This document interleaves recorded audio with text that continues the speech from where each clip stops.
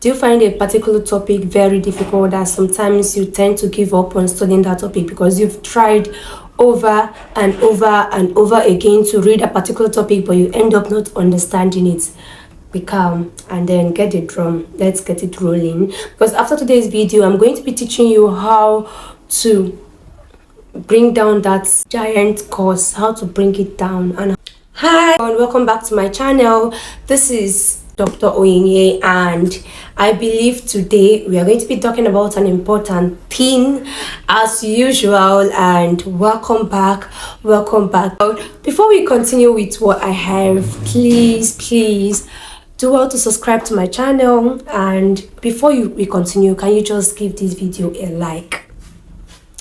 And then if you're yet to subscribe, what are you waiting for? Please subscribe and become a family. Are you finding it difficult to understand a particular topic? Sometimes you read and read and you end up not understanding the concept.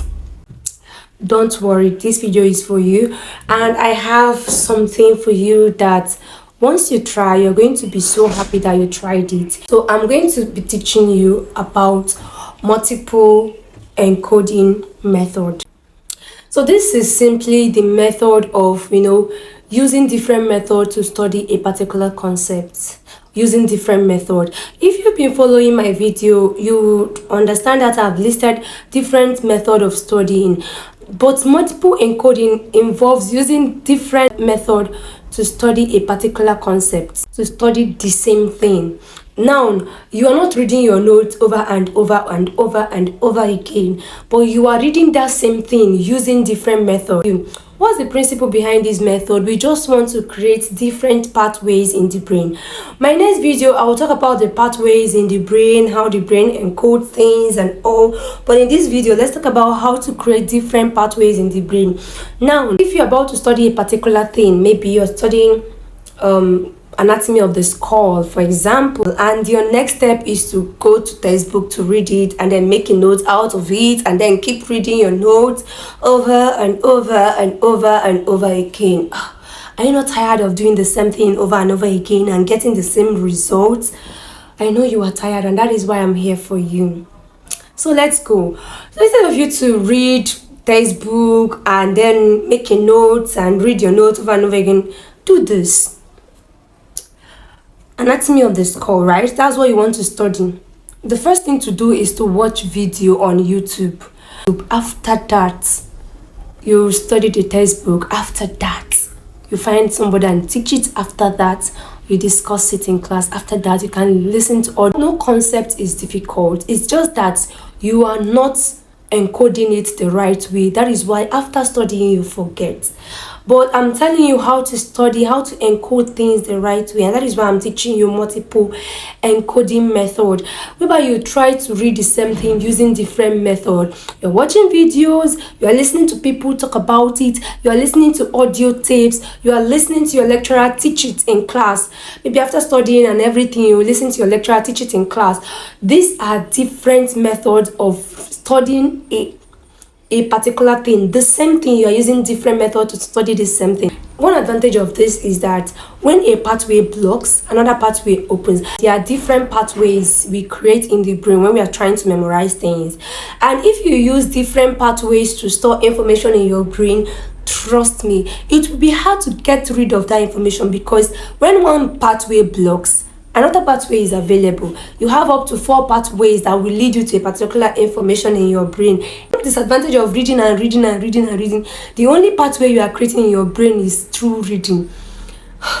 Imagine when that pathway gets blocked. And how can pathways be blocked? When you don't retrieve that information, when you don't try to record that information, you tend to lose it. And when you lose it, there is no other pathway for you to remember.